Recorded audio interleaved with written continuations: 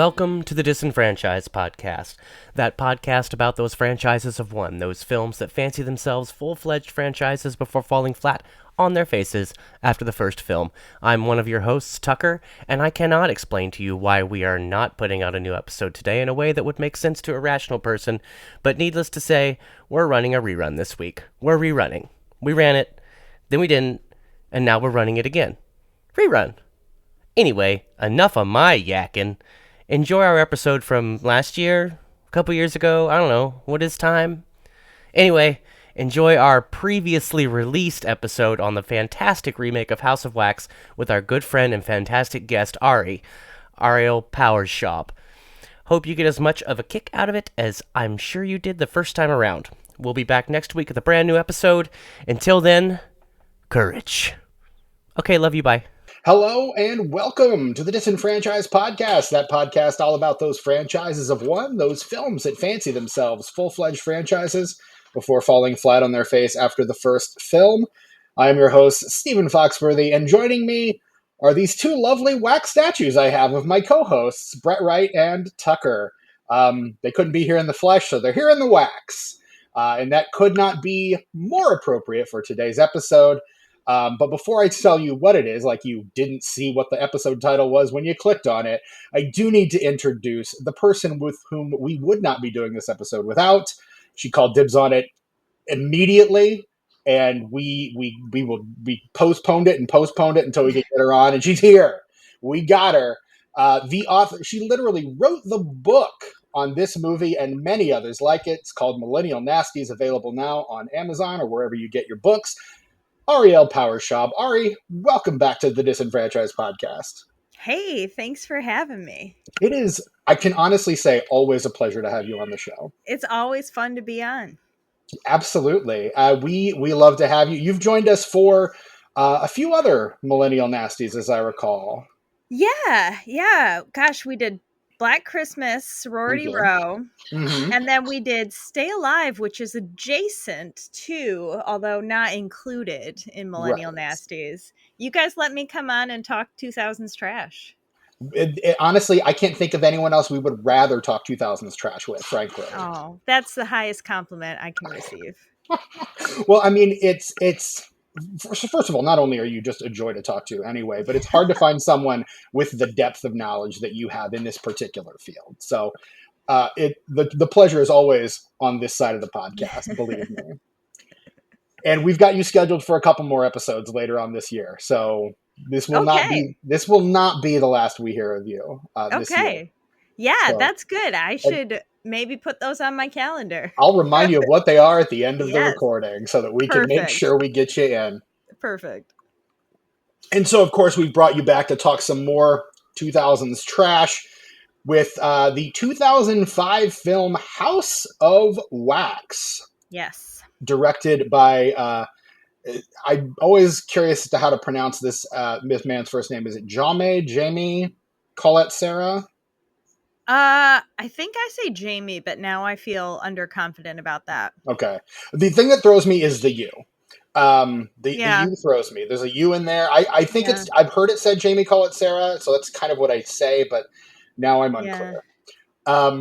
But directed by Jamie Colette Sarah, written by Chad Hayes and Carrie W. Hayes, and starring Alicia Cuthbert, Chad Michael Murray, Brian Van Holt, Damon Harriman, Paris Hilton, Jared Padalecki, John Abrams, Robert Richard, and a few others. What a cast. Ari, what a picture. What a picture. So I have to ask, because it's usually the first question that I ask on these shows, what is your history with House of Wax? Why House of Wax? What role does this play in your evolving love of the Millennial Nasty?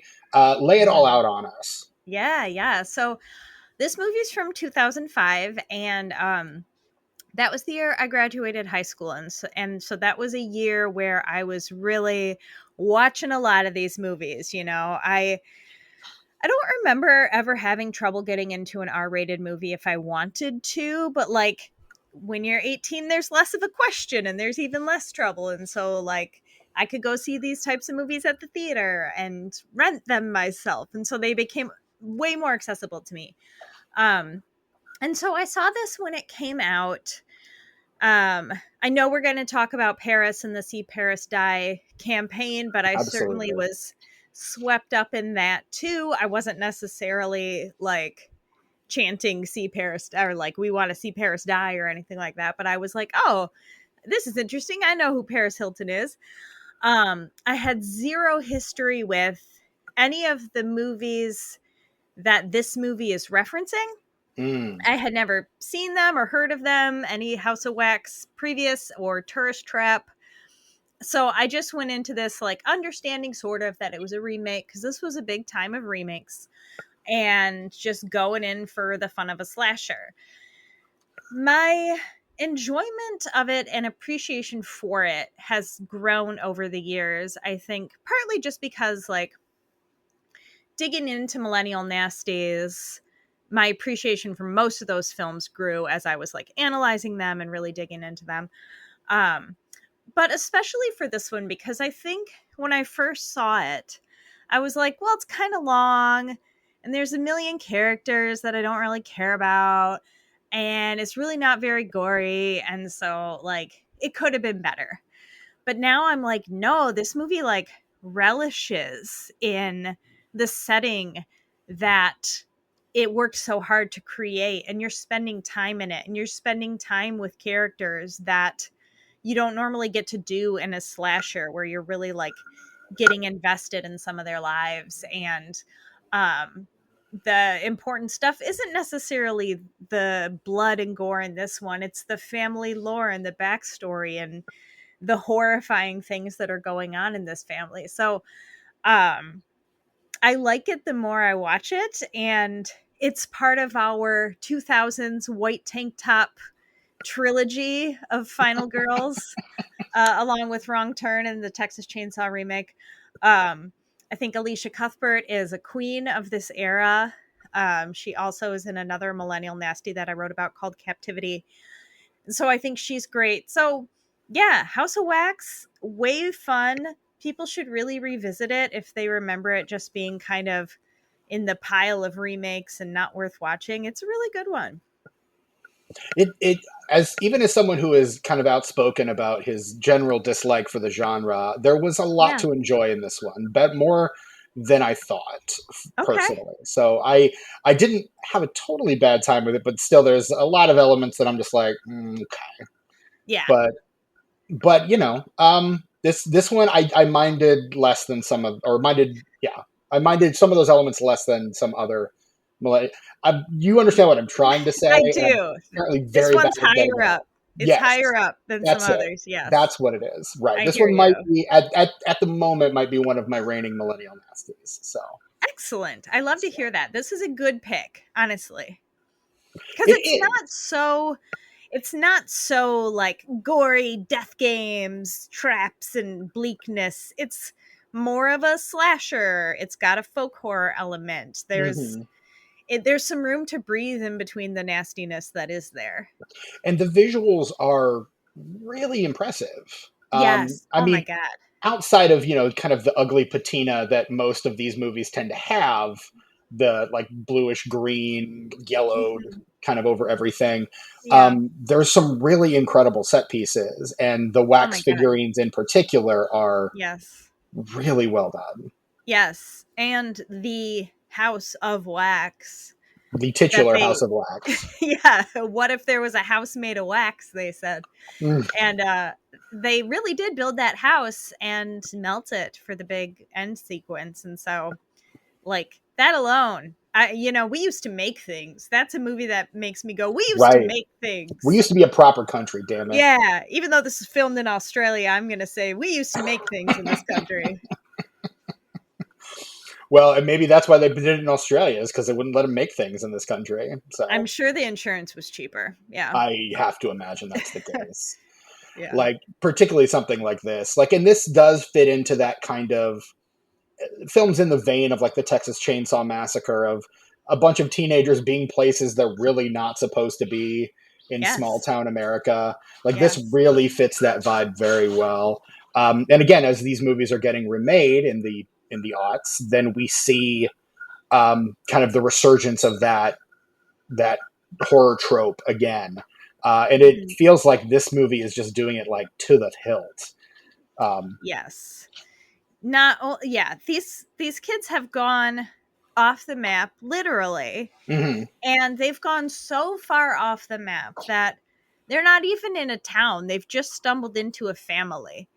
You Yeah. know, it has so much in common with Texas Chainsaw and Wrong Turn, Mm-hmm. where they have stumbled upon a particular family and really sort of disrupted that family's life Yeah. and are paying for it. And, you know, in any of those movies I mentioned, you can argue the culpability of the teens and whatnot. But in House of Wax, like, they don't make as much trouble as the teens do in some other movies. Like, Mm-hmm. a couple of them are pretty disrespectful.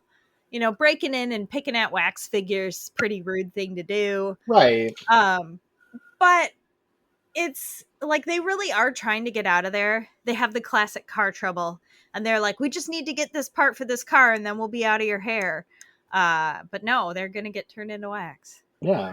That's good. Look, don't you kids know you just wandered into the middle of a horror movie? Come on, like, Right? Come read on. the title. Let's go. No, it's just the audacity of Jared Padalecki just walking into this house with, Hmm. and again his logic is just flawless. It was unlocked. Like that is permission to do a thing. Right. And it's the same thing the kids do in the original Texas Chainsaw Massacre. They just go Yep. walking into a house that's not theirs, and they get brutally murdered as a result. So Yes. it's kind of one of those classic horror tropes that, because we're remaking all of these, is kind of seeing its resurgence here in the aughts, which is, I think, it's always nice when some of those things come back around. Frankly, Yes. Yes. Very much so. And even like Wrong Turn's not a remake of anything, and it's got some of those themes. Joyride is another millennial nasty where you've really got like, you know, kids not from around here thinking they're entitled to certain things. And I think that's always going to be a good area to explore in horror, is people who just walk up and think they're entitled to certain things and what happens to you. right?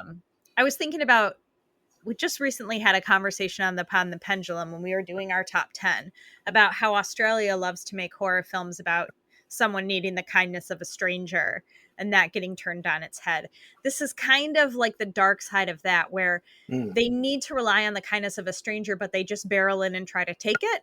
Instead of Mhm. what often happens in Australian films is they look for it, they ask for it, and then something bad happens. So I've been thinking about that, and I don't know where I'm really going with that, but that's something. No, that absolutely is something. Just in it again, the fact that this movie is filmed in Australia, um, Something. right? There's something in there, Yeah. but and I think the inverse of it that we're seeing here is that's kind of the, I don't know, maybe the American manifest destiny of it all kind of playing out, Yes. is that, Yes. well, this is mine because I'm American and so I can take it. Mhm.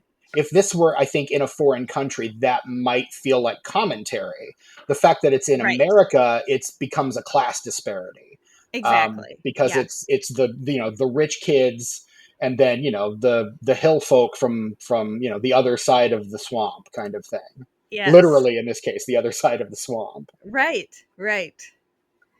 Yeah. And I have questions about why they brought that beautiful American muscle out to tracking in the woods, but that's neither here nor there. And again, I think it's because that's dad's car. Like, dad Yeah. paid for that car. That's not our car. We don't need to be careful with it. That's dad's problem. Dad'll fix it. Dad'll reimburse me for the part later once I buy it.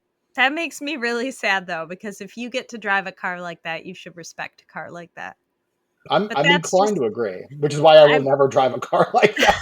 right, me either. I've never owned a nice car. I drive beaters because I know that's what I will take. That's how I approach taking care of a car. You and me, Ari, same.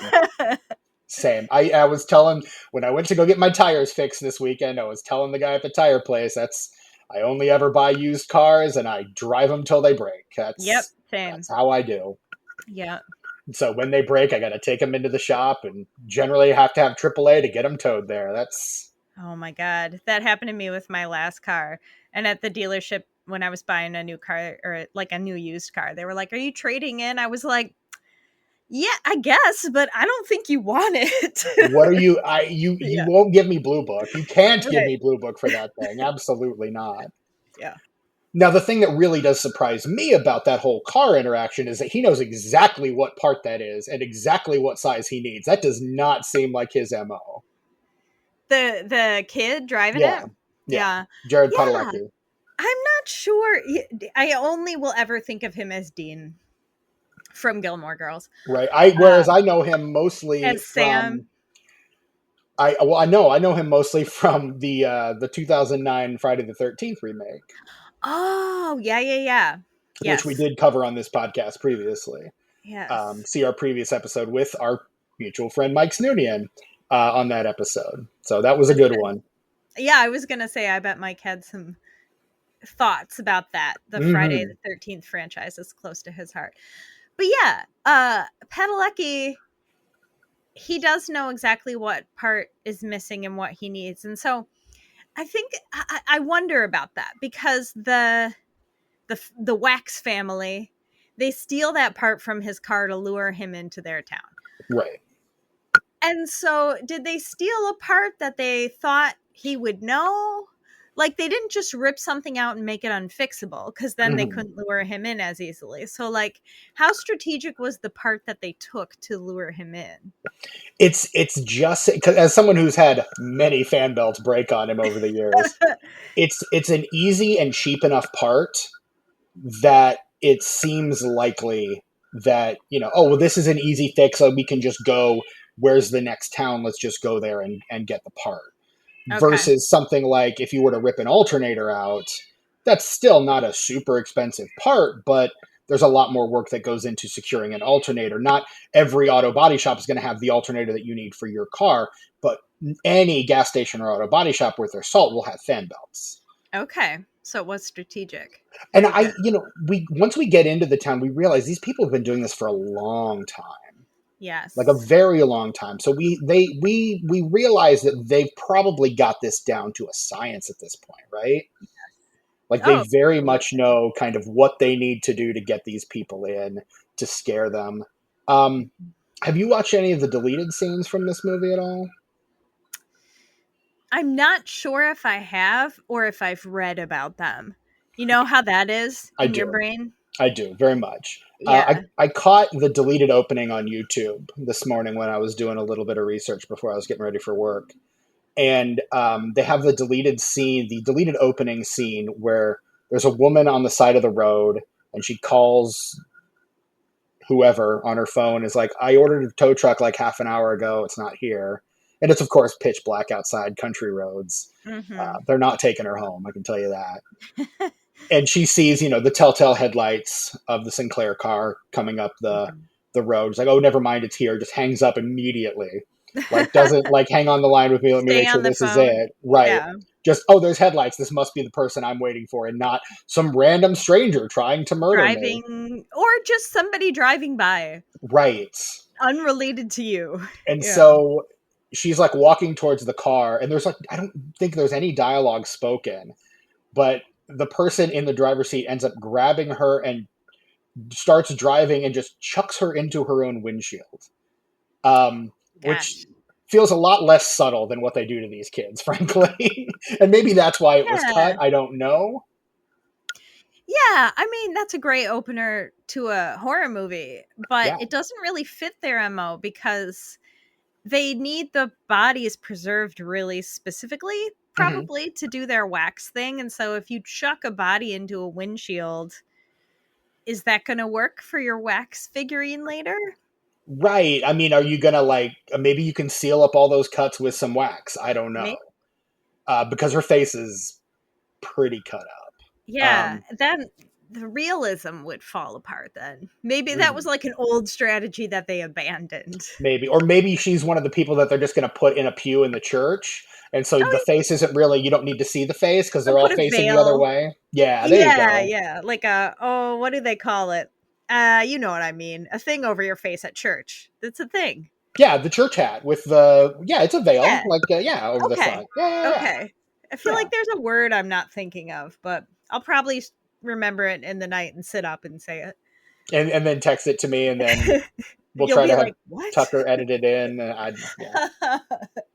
Just send us a recording of you saying the word like revelatorily, and we'll just throw it in like right here. And if you didn't hear anything, it didn't happen. There you go. But yeah, no, you get the impression these people have been working at this for such a long time, to the fact that they've even got like, and we don't find this out until the very really the the filmmaking tells us this at the end, but they've even got another brother out there working for them Yes. this whole Yes. time. Yes. The twist brother. The sequel hook, as it were. Yes. Yeah. So that was one thing I didn't know, that like I didn't know that this was ever thought about getting a sequel. Well, they actually had a prequel planned for this. Ooh.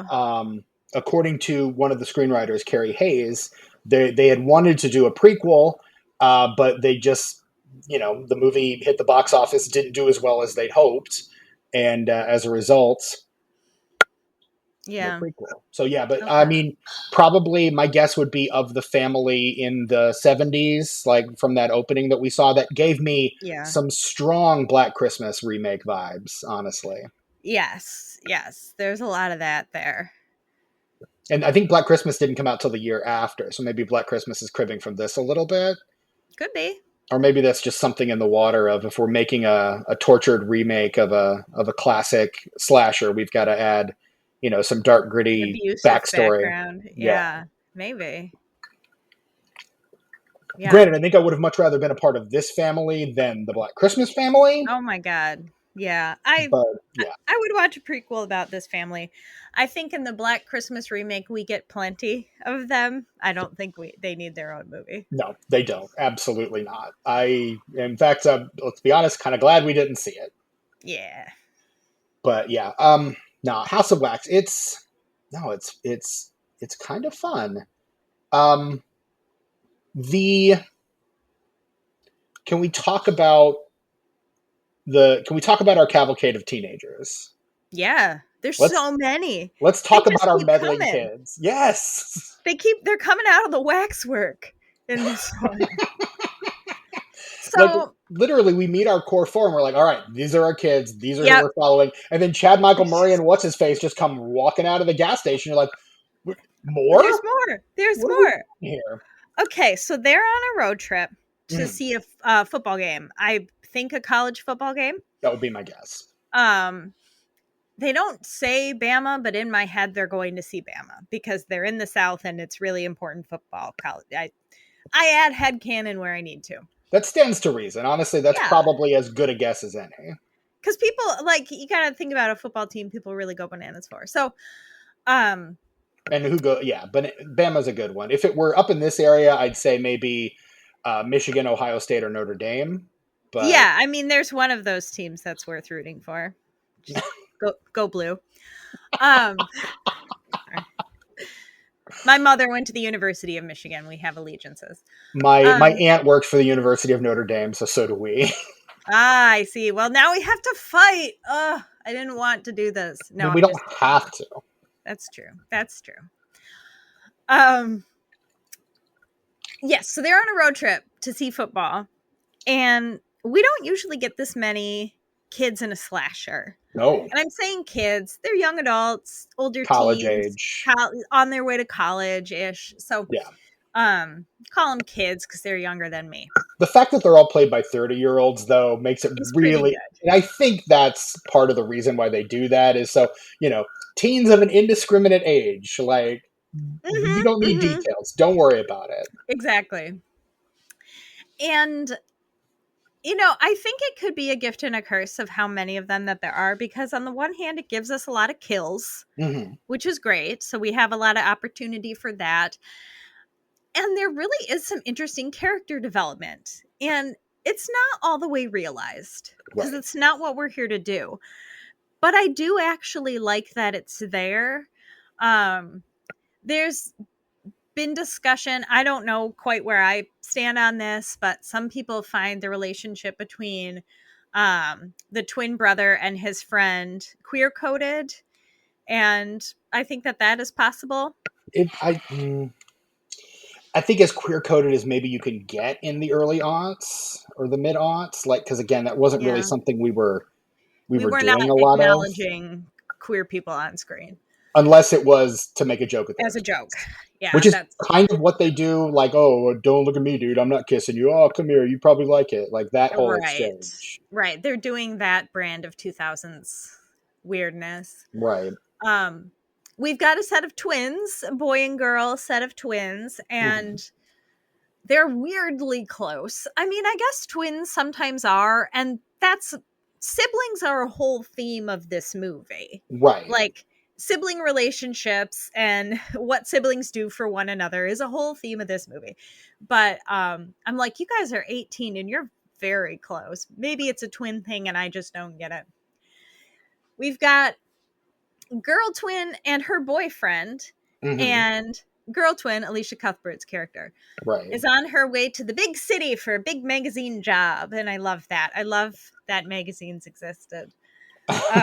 Too bad they don't really like, anymore. it was like a job you could aspire to. It was nice. Absolutely. And I feel like that was kind of one of those early aughts, like jobs for women kind of thing. Like, Absolutely. oh, what does this female character do? I don't know. Let's make her work for a magazine. She works for a magazine in the city. What city? Yeah. Doesn't matter. Capital T, the capital C city. Yes. Yes. And she's conflicted about going to the city or, going with her boyfriend or staying I was going with to say, family. she, I think, is pretty committed to going to the city. That's true. He is the one trying to get her to stop. Yes. Because he's the one that's conflicted. Jared Padalecki, a.k.a. boyfriend. Yes. Wade, I think is his character's name.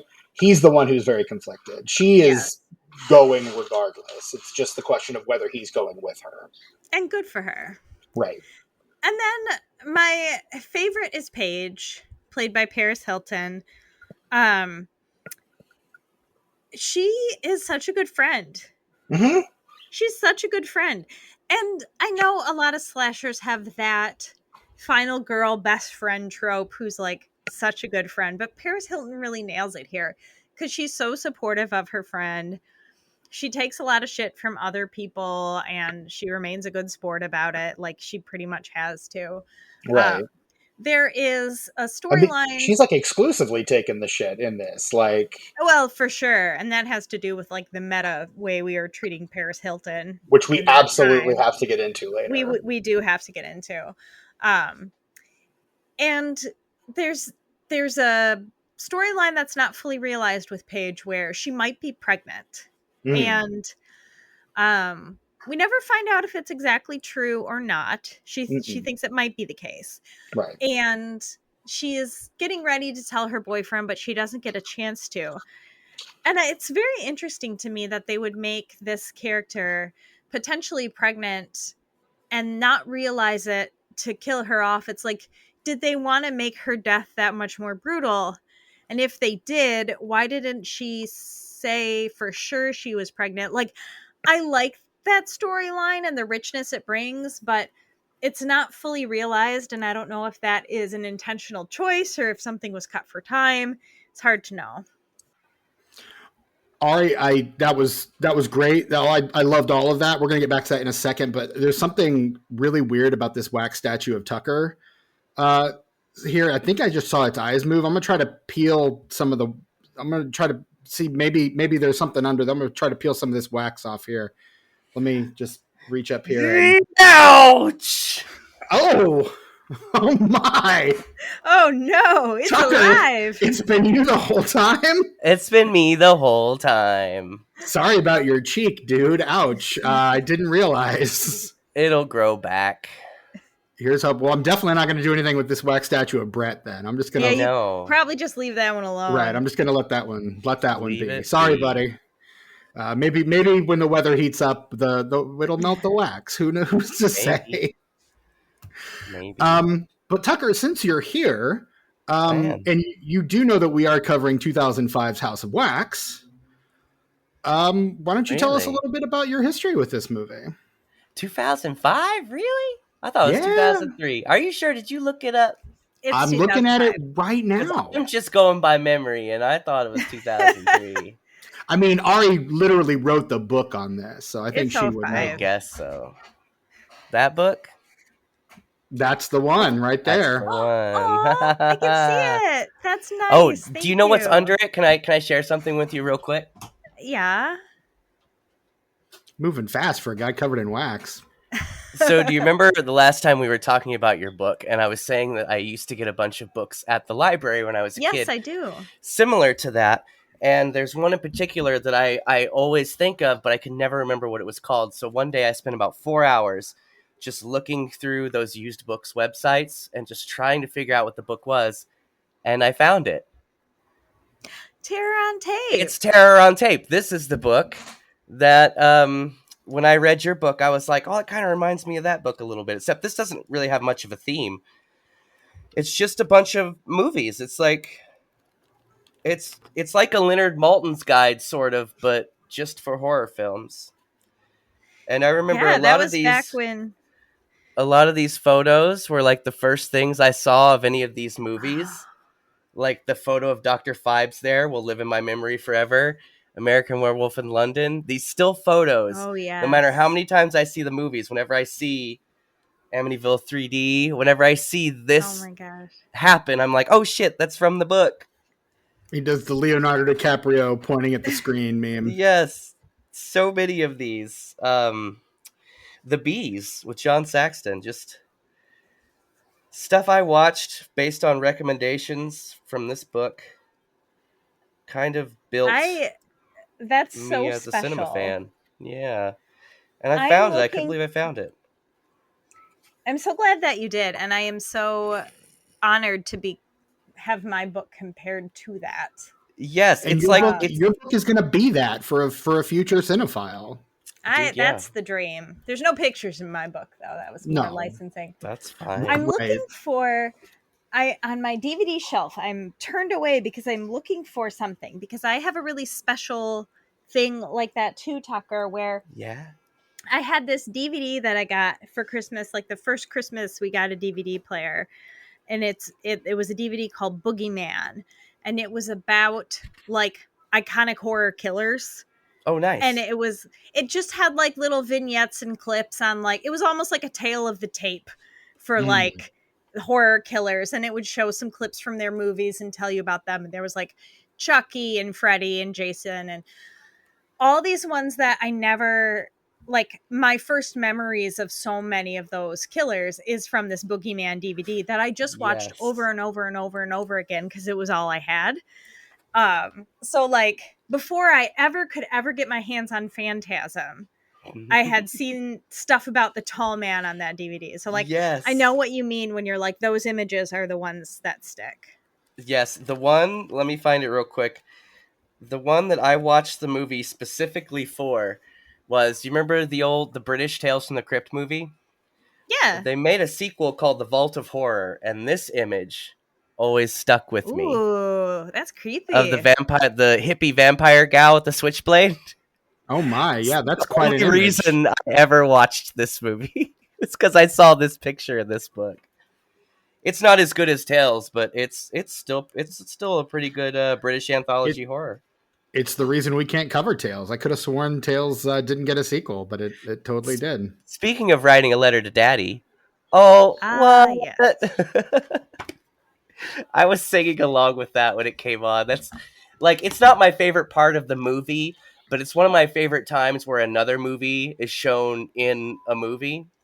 It's in Yes. House of Wax when they play Whatever Happened to Baby Jane.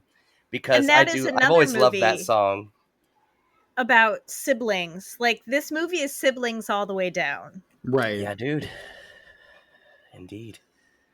So Tucker, tell us about your relationship with your sibling. I mean, your relationship with House of Wax from 2005.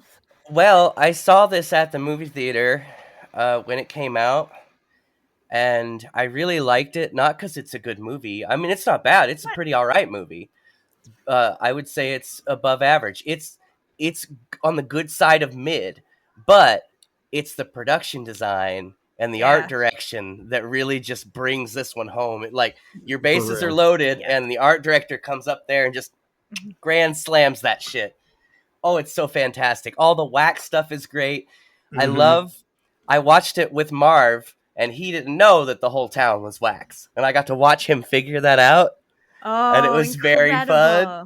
Because he's like, oh, there's that lady in the window. And I was like, yeah, there sure fucking is, buddy. I tell you what, there's a lady in that window. Mm-hmm. He And it's doesn't. He so looks clever. stupid now. Like when they go to the church and they open up, the way the camera pans up, like if you don't know, you think that the preacher's just like surprised. Mm-hmm. Mm-hmm. Oh man, I love it. There's so much about this movie I love. But when I saw it at the movie theater, I was particularly disturbed, not because of this film, but because of the reaction to Paris Hilton's death in this movie. The entire theater cheered.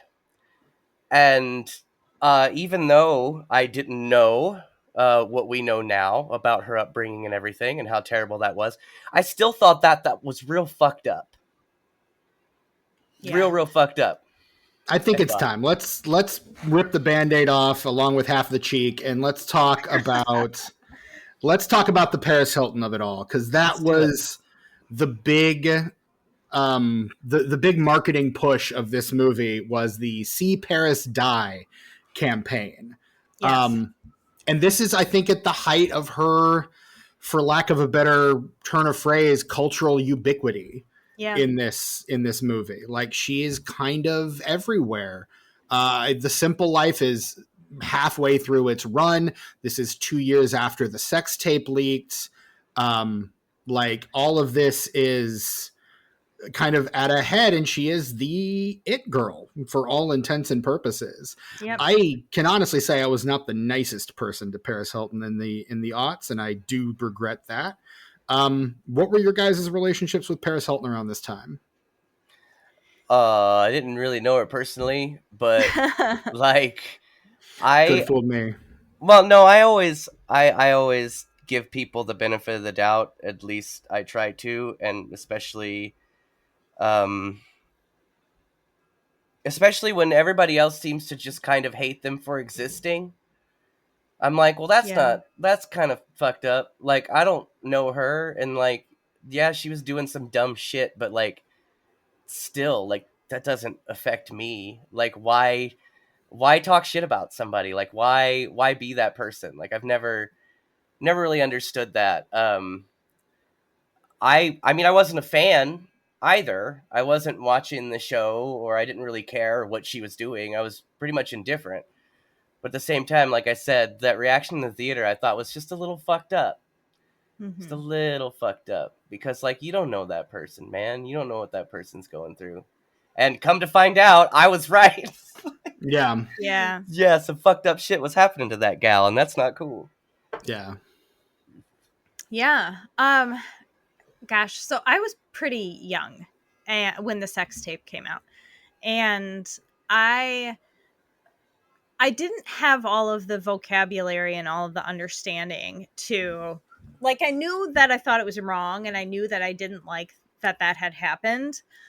But it was also, I'm sure it's not the first sex tape ever leaked in history, but it's my memory of the first one. It feels like the first big one, especially with the ubiquity of the internet and regular people being able to see it. And this is a weird time because it's pre-social media. And now celebrity is so much more sort of diluted, where we've got influencer culture and there's many more tiers of celebrity. And that didn't used to be the case. And now we also have so much more access to celebrities than we ever did before because of social media. We feel like we know them. Part of their brand is like selling their life to us. Right. This is still when all we knew about celebrities came through either trashy tabloids or their PR team. Mm-hmm. So we got extremely polished or extremely salacious. And that's all we knew. That's all how we had to know about celebrities. And it's just really different than it is now, because I think if this See Paris Die campaign ran now, first of all, I don't think it would. But if it did, you'd have staunch defenders of their fans would be on the internet saying this is wrong. We don't like this. But there was no place to really say that before if you felt that way. And there was really no reason we didn't know to defend Paris at the time, other than I think this is fucked up to do to a person. Like, we didn't know anything about her. And she really had to go along with the see Paris die thing. Like, some people point to it and they're like, she was such a good sport. She's smiling by the posters. She's doing the promos. Well, she had to. Like, Right. she didn't have a choice. Like, you have to be a good sport, quote unquote, and go along with that, or you don't get work. And there's sex tape jokes in the movie. I couldn't believe it. Honestly, Yeah. I was shocked. Oh, this is your Yeah. first time, Stephen? This is my first, Seeing this movie? obviously. Of course Oh, it is. wow. Okay. Oh, I'm surprised. I didn't No, realize that. I mean, again, as someone kind of new to horror, like I Yeah. wasn't into this at the time. And then when I've realized we could cover it for the podcast, it's kind of one of those, well, if I'm going to cover it for the podcast, I'm going to try to go in as Gotcha. fresh as I can. Yeah. So I just kind of put it off until, and again, this subgenre of horror is not my immediate go-to. So, and you know, I mean, the poster for this movie is literally Paris Hilton covered in wax. Yeah. Straight up melting. That is the poster. And it's very sexualized. It's like bukkake. Yes, very much so. And and again, all the jokes that we see, like the first one, I was kind of like, well, that's bizarre. And then we get like the blowjob / or the roadhead / picking up my lip gloss. She dropped her chapstick. What are you talking about? Right. And Paris Hilton didn't realize it was going to be cut together that way as a sex tape joke on her. Right. So when she saw the final edit and then it had come together that way, she was really sad. Yeah. But she couldn't say anything about it until years later. Now we've got interviews from her where she gets to talk about this because we're so removed from it. Right. And it's unfortunate that we have to be that removed from it to talk about it, right? It really does suck. But somehow she was she's allowed to really be sad. human now. How did that happen? That's Because now we have influencers to hate. oh, gotcha. People Right. work. There's If always a someone bigger further fish. down- Yes. But, you know, we had Paris, Brittany, and Lindsay Lohan Mm-hmm. that we just hung out to dry in the 2000s. And yeah, I think it's time for Lindsay Lohan's comeback. I'm ready for it. Absolutely. If she Aren't they wants doing it. a Freaky Friday? They're doing a new Freaky Friday.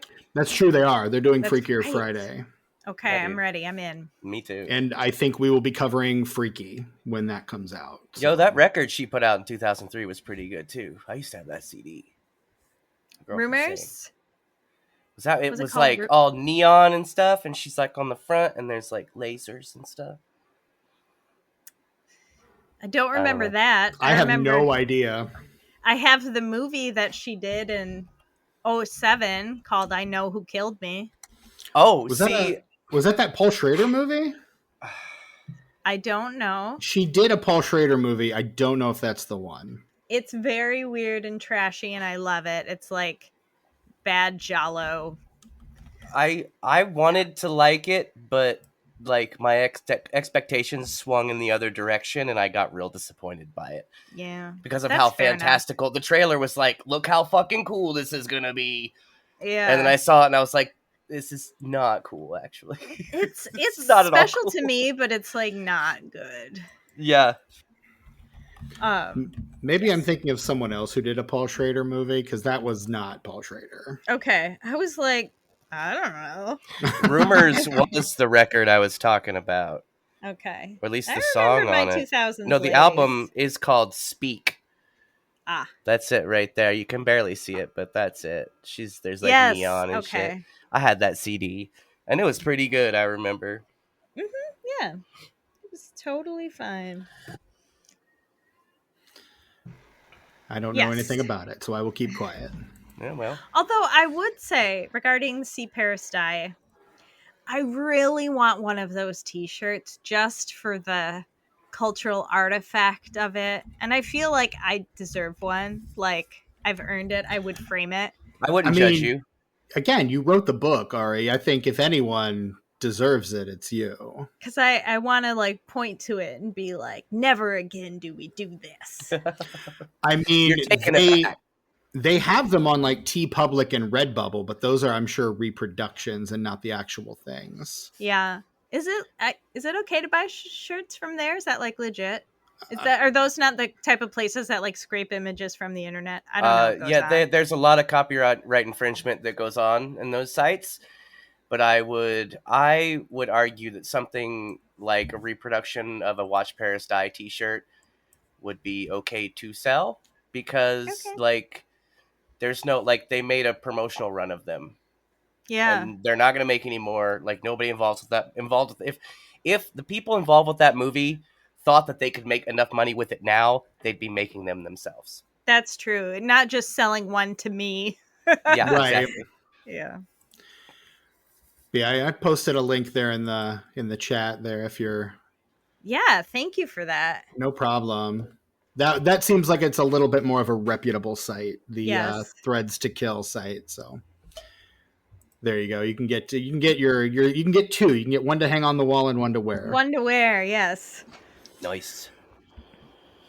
Oh yes, she was in a Paul Schrader movie. It was called The Canyons. Lindsay Lohan? Lindsay Lohan. It's an erotic thriller directed by Paul Schrader and written by Bret Easton Ellis. Oh, hey, I know that guy. Well, not personally. We got to the bottom of the mystery. There we go. Speaking of mysteries, who's doing all the killing in this town of wax, I wonder? Could it be the only humans in town? Probably. Only you know what? Humans. Look, I really liked this movie, but they should have just kept it being one dude. I will always consider this more of a remake of Tourist Trap than House of Wax. So Yes. I always liked that Chuck Connors was talking about his brother, but it was really him in a wig and a goofy mask. And even the brother in this one, he doesn't wear a wig, but it's long hair and a goofy mask. I even showed Marv, I was like, this is what he looks like in Tourist Trap. Except it's just one dude instead of two dudes. Well, and here's the thing. They're played by the same actor. So I have to wonder if that wasn't the initial intent. Yeah. I wonder. But then the twin angle, like the fact that we've got two sets of twins in this movie, it feels coincidental almost in a way that it's the twins that survive, the final kids, I guess, or the twins. Yeah. And then they're up against this other darker pair of twins. I wish there were more. The movie did more with that. It's honestly. It comes so close to being something about twins. Yeah. And then you've got, you know, the evil twins plus their brother. It's like we went from one in Tourist Trap to three. Yes, now we have three. And we don't even know the third one's a brother till literally the final line of the movie. It's there weren't two, there were three. And then a quick cut to, the hillbilly from the beginning just goofily waving at them as they drive out of town. I love that they time it perfectly because as soon as they say there are three brothers, right before he comes on screen is when your brain makes the connection. Mm-hmm. And then you're immediately, you're like, oh shit, I knew it. Just now, possibly be the only other person we've met in this movie. Yeah, but you forget about him after a while because crazy shit happens. Yeah, that's true. A lot of crazy shit happens. And I mean, all he does is pull a prosthetic hand out of a pile of animal carcasses, really. Yeah, and even though he is evil, he was right to be offended by them because like they were like apparently they've like never seen a redneck before or something, like because that dude couldn't do anything without them. Like this dude sneezes and they're like freaking out. Like and like they're driving, they're not like they know where they are in America. Yeah, like they should not be culturally shocked by anybody. But I think that's that entitlement we were talking about earlier, right? Like it's that, well, you're not like me, therefore you are bad. Right. That class disparity that this movie comes so close to commenting on, without actually going through the door of commenting on. This movie comes so close in so many ways. So close. Yeah. And again, I think I would like this movie more if it actually like followed through on some of this stuff. Like, again, the kills are great, and I love the visuals are phenomenal. But, like, in terms of making a point, like, I want it to connect on one of these levels. Yeah. That's not what it's doing. there's a lot of threads that, you know, don't end up getting wrapped up. It's like they could have cut maybe one or two of them Mm-hmm. and followed the other ones. But what are you going to do? Right. Yeah. And it might have improved the movie overall, but that's not what we were doing in 2005. No, we were doing, let's get our tits out. Let's do some kills. I want a wax shower. Mm-hmm. And I want Jared Padalecki right in the middle of it trying to scream, Yeah. but he Yes. can't. He Aw, has man. no mouth, but he must scream.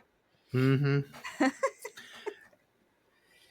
Yes. Oh man, Oh, I do man. love that. How he just keeps. Why would you keep pulling at it? I Don't don't, pick I at don't it know. more. That's Wait for the always my medical question. professionals. He just keeps grabbing it. He sees that he's pulling, and he just keeps going. Yeah. Just keeps going. Well, it's like, well, maybe it's that. Well, maybe if I try it from another angle, or maybe if I change my tactic a little, it won't be so bad. Look, it's never gonna heal if you don't stop picking at it. Is all That's I'm true. saying. Man, that's what my mom always used to say. Look, the killer in this, well, the disfigured guy, not the Mhm. not disfigured guy, I guess. Vincent? That's Vincent. That's Vincent. Is my favorite line in this movie because why does he need, who gives a fuck? So they're down in the little basement, right? The brother and the sister. Nick, that's Nick. They're in the basement, Nick and his twin sister, and all of a sudden Vincent comes in and she looks right at him as he's running towards him and says, "That's Vincent." And you're like, "Great, that's fucking rad. Now can we run or something? Why are you telling me this at all?" And so at every point after that in the movie, every time a character appears on screen, I just say "that's" and then their name. Nice. That's Just Nick. to make sure. That's Wade. Hey, there's Vincent again. That's Tucker. Hey, Oh, that's hey, look, Ari. There's Bo. Look, it's Bo. Golly. So- And papyrus for the fonts on the baby seats. I don't even think they had that in the 40s. Come on. They didn't have papyrus. Like Avatar font. Like, come on, James Cameron, get the fuck out of here. I love this movie unabashedly because it is both really Yeah. great and also really bad and everything in between. Does it remind you of the Simpsons Treehouse of Horror Bad Twin episode where you guys know what I'm talking about? I love that with Hugo. Yeah. Yeah, the scar was on the other side. Well, It reminds me of that. If that were the case, and that means the evil twin would have always been. Oh, don't act so surprised. It reminds me of that because there's this moment where you're like, this one's the evil one. No, it's not. That's Vincent. Hey, that's Vincent. That's Vincent. That's Vincent. Yeah, again, like, should it have been the same person? Would it have made more narrative sense for it to have been the same person? Like, I almost thought it was going to be, and then we do the scene where we're quick cutting between him and Wade, Vincent and Wade, and Bo and Carly, and I was like, okay, so they're not the same person, because now we've got two people trying to kill these, like, two different characters. Yeah. Yeah. You know, they're sufficient, though. They're sufficient. They're efficient, though, because they always go for the feet and leg area first. Right. Every take 'em time. down. You disable them, what are they going to do? Yeah. Every single Yeah. time. They know what they're And- doing. That's why they have all those people. Those are all the wax figures, you guys. Every single one in the town is somebody they just plucked off the interstate. Mm-hmm. Mhm. So they've Yeah, got we some were- practice. I'm sure they've had some trial and error. We were talking about that earlier, how, like, when we were talking about the car, like, Yeah. they pick the fan belt, which is an easy enough part to replace that you could probably find it anywhere. And so you're looking for the nearest town so that they can easily, like, someone comes along and you're like, oh, hey, I'm missing a fan belt. Whereas if it were something like an alternator or something, that might be more difficult. Mm-hmm. Like, talking about just the practice with which they've obviously done. Because, again, as many people as there are in this town, they've clearly had a lot of time to experiment and figure out what works and what doesn't. Yeah. One of my favorite scenes, it's really all sort of in one, where she gets her lips glued together. Mm. and she sticks her finger out the grate. Yeah. But he's so sneaky about it. It's fantastic. So sneaky. But like, and he just revels at every time that he gets exactly what he wants and hides it from the other guy. You can just see how pleased he is with it. So happy. He makes me happy with how happy he is in that scene. I'm excited for him. I'm like, that's fucked up, but man, I'm excited for you, actually. Good for you, man. Good for you. And I would like to, next time you watch for this. So she gets her lips glued together and she eventually tears them apart and her lips are all bloody, right? But then like a couple scenes go by and it's just red lip gloss. They've just made it beautiful instead of horrifying. Yeah. You know, it should be all ragged and bloody and nasty. But she's like, actually, it's made me more beautiful somehow. Watch for that. It's very good. It's very 2000s. That's hilarious. That cracks me up. And yeah, that is kind of the thing that we were doing. You can't disfigure someone too much. At least not our final girl. Right. You know. Not in a slasher. You can't do that. And I'm still kind of amazed with, even though there's more of these kids than there probably would be in your standard slasher, how they still manage to get in like all the tropes of your slasher movie. Like you've got your jock, you've got your whore, quote unquote. Right. You've got your goofball, your doofus, your final girl, your dude with the bad attitude. Like everyone's accounted for. Everyone's represented. Yes. All the friend groups, all the friend types are there. Right. You guys, I hate all of these characters pretty much, but boy, I hate Nick a lot. Nick sucks. Nick sucks. He really sucks. He's the kind of dude. Look, so 2 weeks ago, I drove from New Hampshire to Indianapolis, and then a couple days ago, I came back. And of those 4 days of traveling, 5 individual human beings actually tried to take my life intentionally on the road, because that's how people drive now. And when I was watching this movie today and I saw Nick, I was like, yeah, that's those motherfuckers that were trying to run me off the road. That's them right there. That's the same person. That's the kind of person who would do something like that. Who would, because you offended them somehow by whatever you were doing, they decided that they want to actually maybe kill you. That's get in horrifying. Front of you and brake check you, and then when you try to get in the other lane, they swing in front of you and brake check you again. That's very scary. And Nick, that's the kind of motherfucker that was in every one of those trucks that tried to kill me in the last 2 weeks. That's Nick. Yes, and also I'm sorry that you had to go through that. That's horrible. Oh, I hate driving so much. The more time goes by, the more too. people become like just aggressively psychotic. Mm-hmm. Yeah. And it's really scary. I just want to move to a big metropolitan area where I don't have to own a car and never fucking drive again. Well, come here, man. I love driving across the country too. That's difficult for me to say because like big old solo road trips are like my favorite thing in the world. But fuck it, man. I just can't do it anymore because everybody's completely psychotic. Come back to the Midwest. Come to Chi-Town. I don't know, man. You and I can road trip up and hang out with Ari some weekends. Kick it. I don't know. You don't know? I may find my way into that area at some point. You never know. I'm still floating in the wind. That's true. I don't know how much longer I'll be in New Hampshire. I guess we'll see. See. Just drop that into the middle of a conversation, all casual like. Yeah. Could be a couple months. Could be more months. Who's to say? Who's really to say? Yeah. Man, fuck Nick is all I'm saying. No, I don't disagree with you. That he becomes one of our final pair without really learning anything. Kind of, but again, it's the 2000s. No one's really learning anything. No. But like, if anyone in this movie needs to learn something, it's Nick. Nick does what he does out of loyalty to his sister.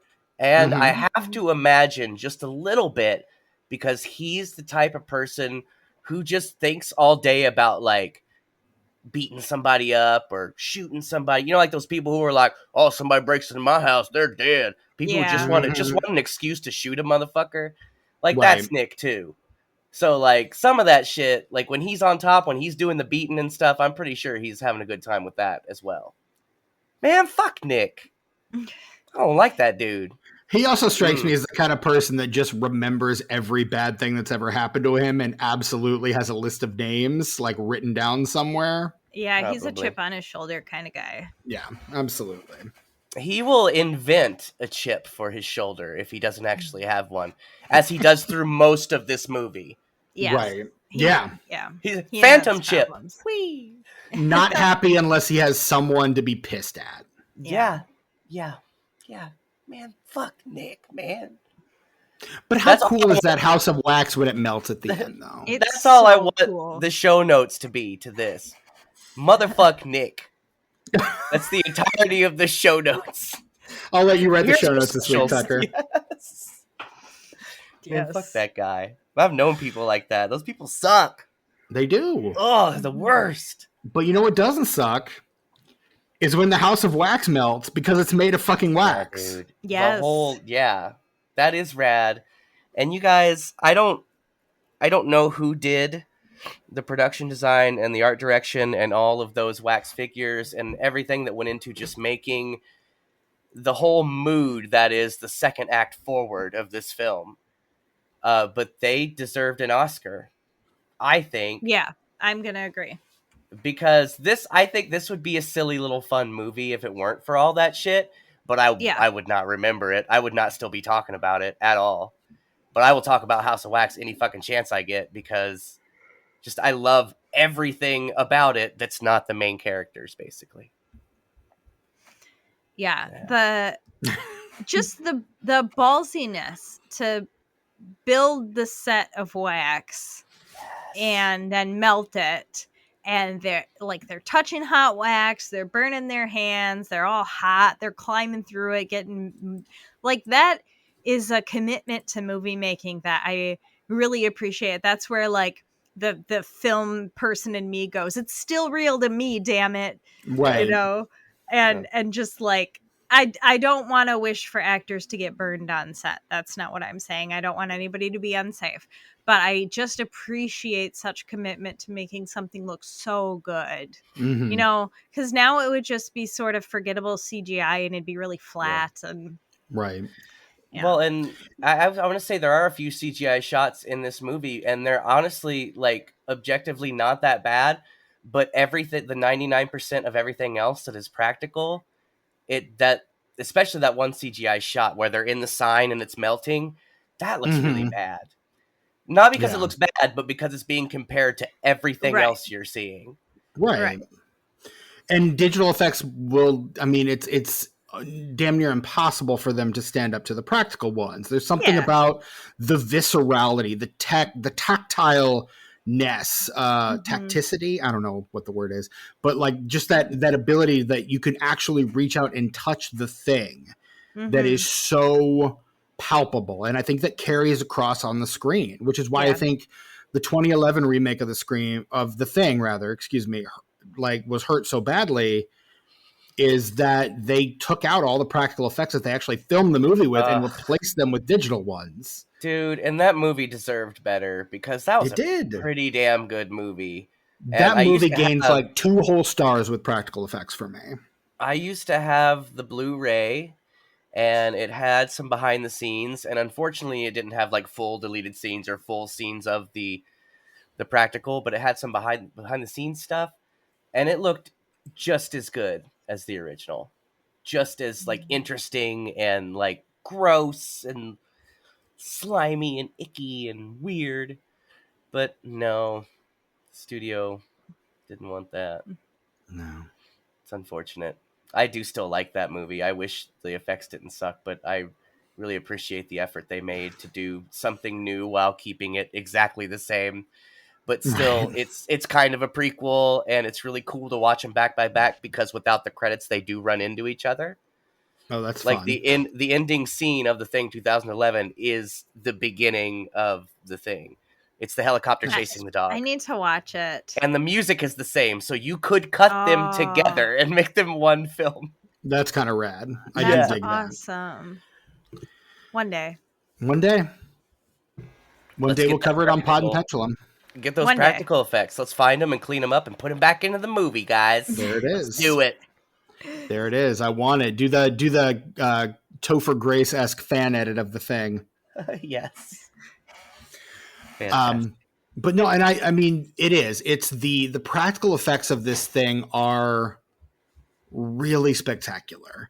Like Yes. the actual wax statues that we get, all of the wax work, honestly, is really, really phenomenal. It's I think what makes this movie stand apart from other millennial nasties of this era is that even with the kind of greenish, golded, weird patina that it has, that a lot of these movies do have, that I've disparaged before and will The probably puke need filter. to stop doing. Yes, that one. Filter. I love it. The the effects still manage to look Yes. good, and Yeah, I they do. really, really dig that. Like and I think that's what elevates this movie for me, is that even when it's a little too nasty, even when it's a little too gory or what have you, like it still looks rad as hell. Yeah, it does. Yep, I agree. I think the whole town looks good. Set design's fantastic. Like, I love how it's very believable that at a distance you wouldn't notice. And then the closer you get to Right. something, you start to notice the cobwebs. You see that it's in disrepair. You see that that's not really a person. Mm-hmm. And I love that. Like the first shot, when you're seeing it from the perspective of Sammy and Homegirl, and they're just kind of walking into it. They don't know anything's amiss. But then as the film goes on, you get closer to all of this stuff. You see these things more times, and you start to see the cracks. Mm-hmm. And I think it's really cool. Like I said, you could cut the entire first act of this film, and I would be fine, because I don't need to know where these people came from. Just start me out at the town.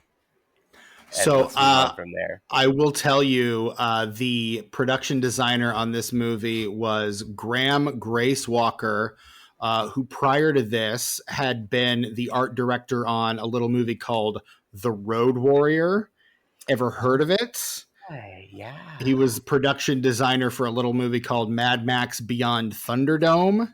You guys, Crocodile can we just get Beyond Dundee. Thunderdome? Jeez Louise. I don't know that we can ever get beyond Thunderdome. Ugh. Dead Calm, The Island of Dr. Moreau, Oh. the Marlon Brando one, Pitch Black, Yeah. Queen hey. of the Damned, Man, what a resume. Ghost Darn, Ship. this is a family show. Since when? Ghost Ship. The best first 10 minutes of any movie ever. There you go. That Yeah, might be dude. true. But yeah, like, and then after this, he does The Reaping, The Condemned, Whiteout, the Kate Beckinsale movie. Oh yeah, I told you about that, because remember you were like, "What's that?" And I was like, "She's got face blindness." And I don't remember who the guest was, but you guys, because that's how I sound. But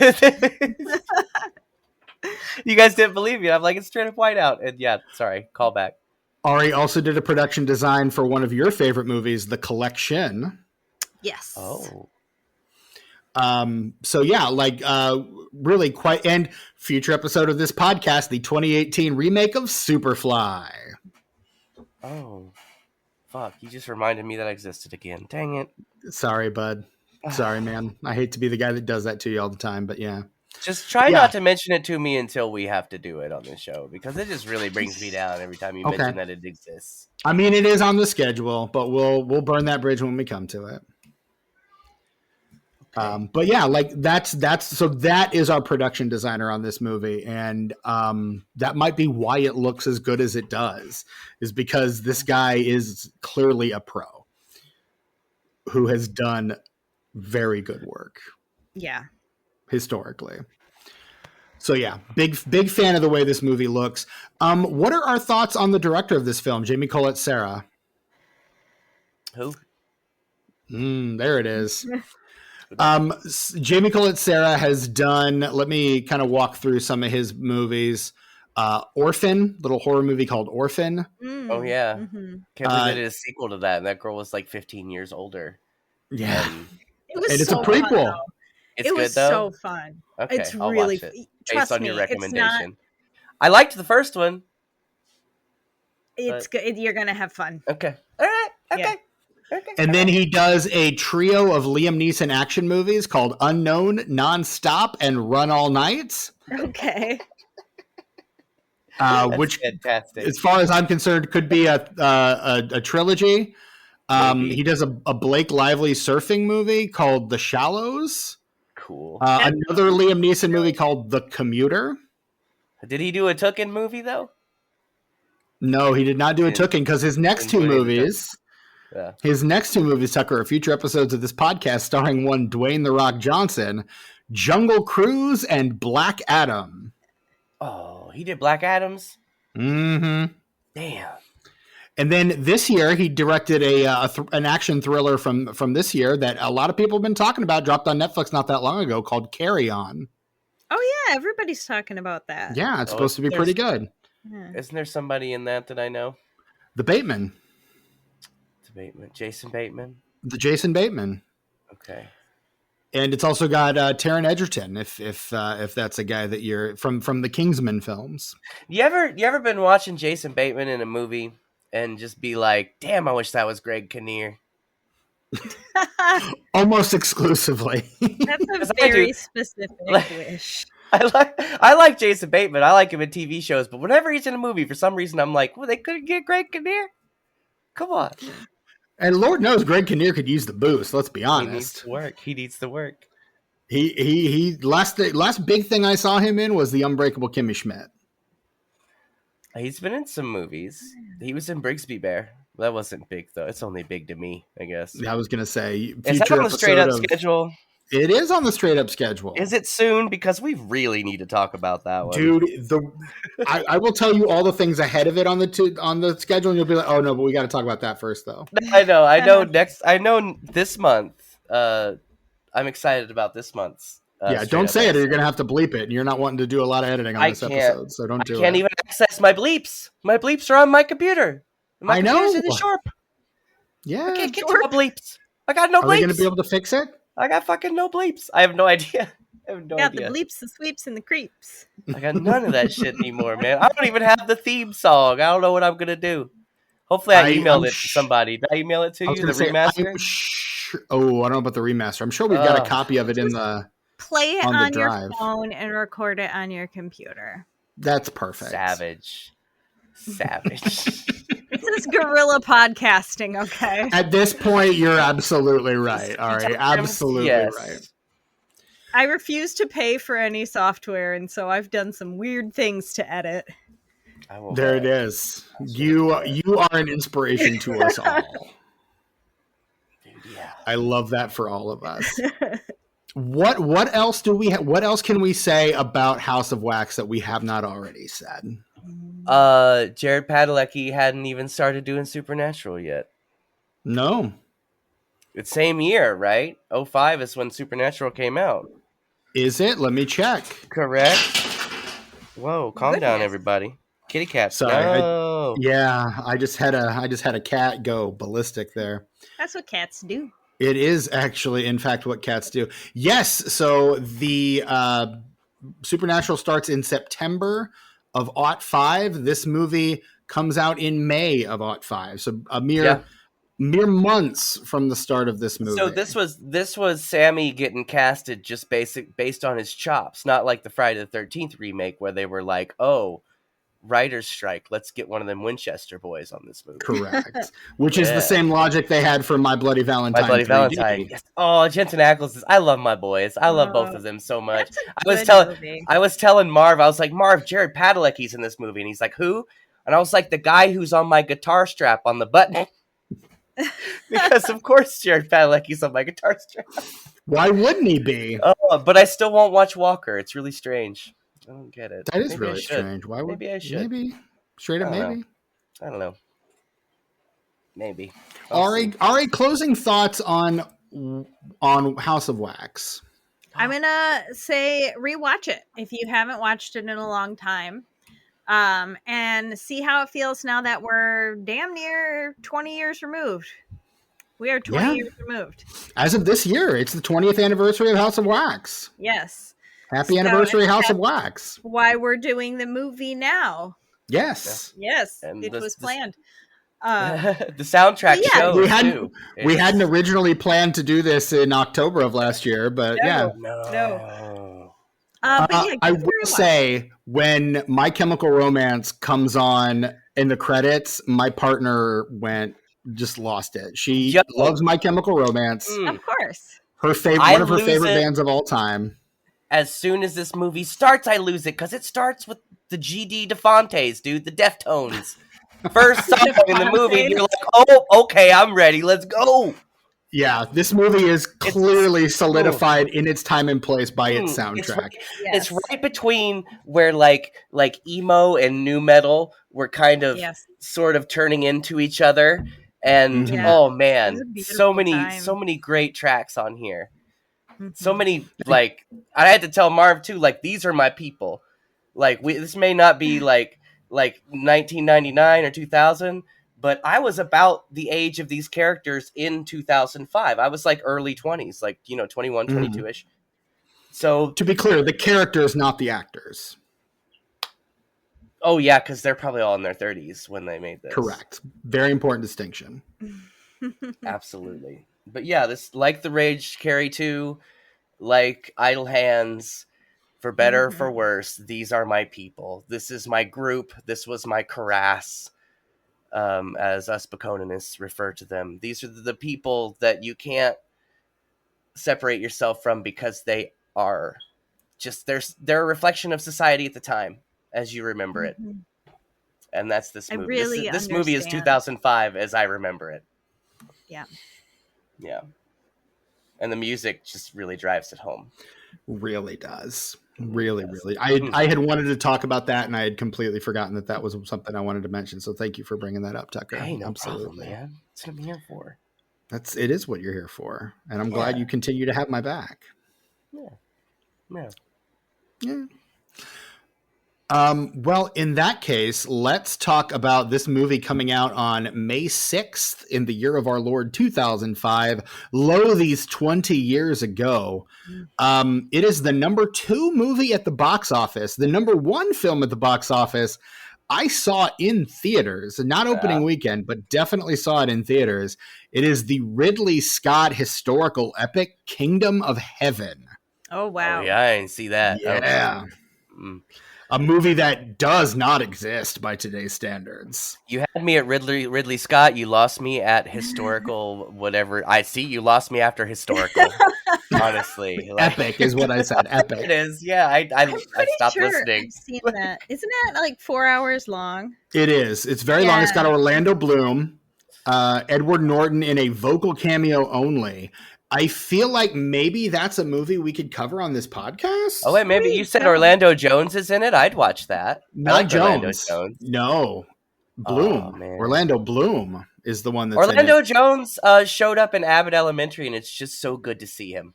That is nice to hear. See him. That is nice to hear. I love Orlando Jones. He just went away for a really long time. Yeah.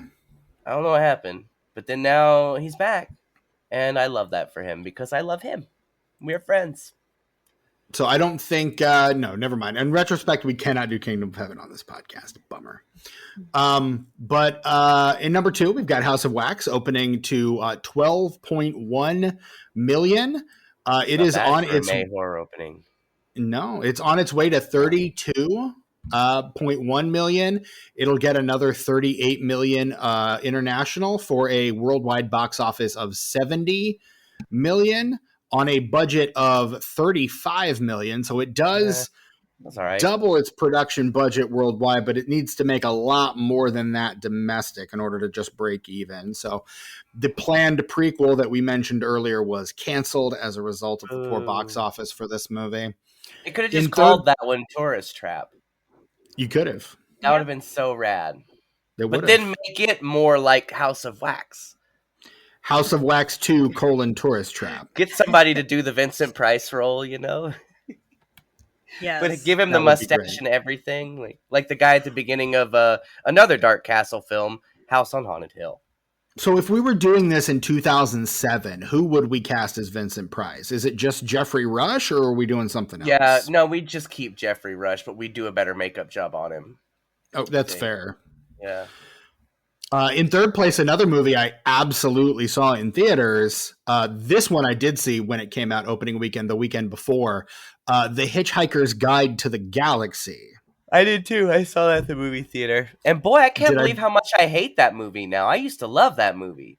When we watched it for Yeah. the podcast, boy, I was like, this fucking sucks. Didn't age Couldn't that believe well, it. no. Couldn't believe it. Did I bring my towel to that screening? Yes, I absolutely did. Best believe you did. Sure did.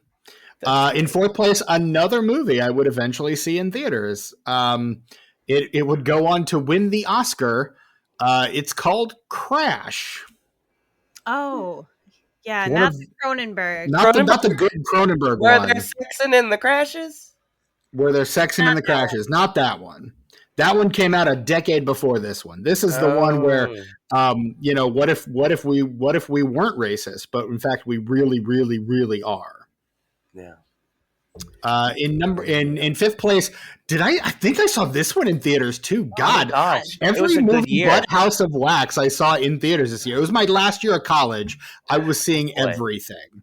It was Ari's last year of high school. It was my last year of college. Yes, I absolutely did see this one in theaters. It's the Sean Penn, Nicole Kidman thriller, The Interpreter.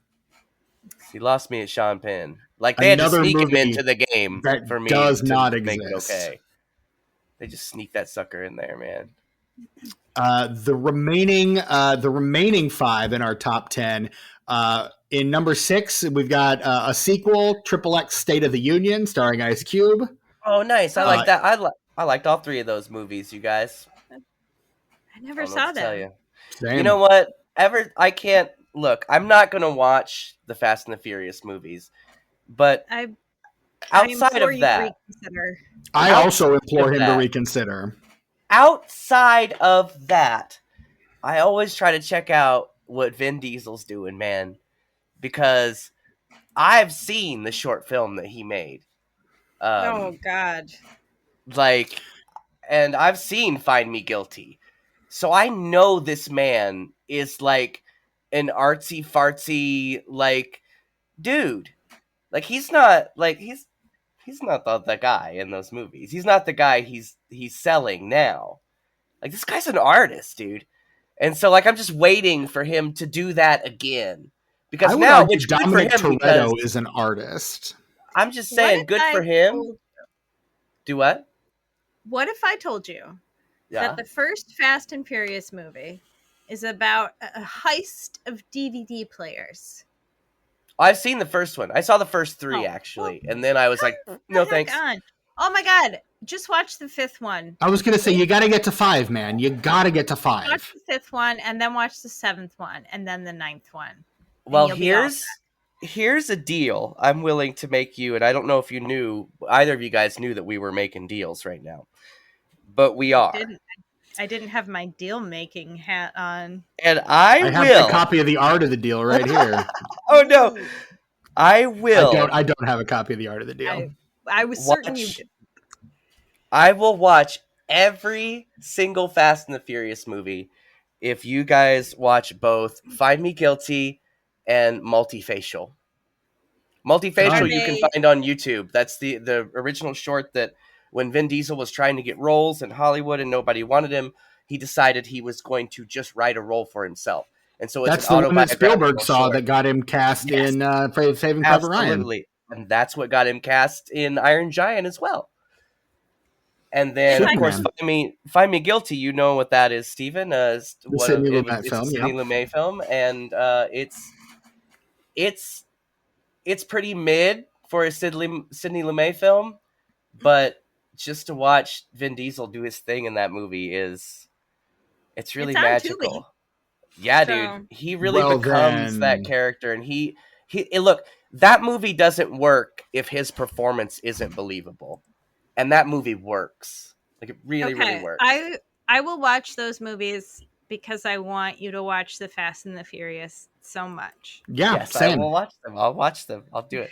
Now, do I have to watch I should probably watch the first 3 again because I saw them like when they came out. Here's the thing. I think they're worth a rewatch. They will at least inform what comes next. Yeah, I Can thought I the tell first you one my- was fun, but then like I just kind of lost interest. Really, was all it was. The second one is directed by John Singleton, which is interesting enough in and of itself. And the third one's got the kid from Sling Blade in it. Who is the coolest character in the entire franchise. But what about the kid from Sling Blade? Does he ever come back? The kid from Sling Blade. Do you want me to answer that question, honestly? He's the guy with the accent, the main character in the third one. What you need to know about the Fast and Furious franchise is that it has a lot in common structurally with the Saw franchise, where they go backward in time, they go forward. This character you thought was dead was really over here. Now we're doing this, and we're back in a flashback. So if we say, does someone come back, it tells you something, but it also doesn't necessarily tell you when or how. I see. And so I really just think you need to luxuriate in the experience. And I'll also say this. When you watch... The Fast and Furious started in 2001 or 2000.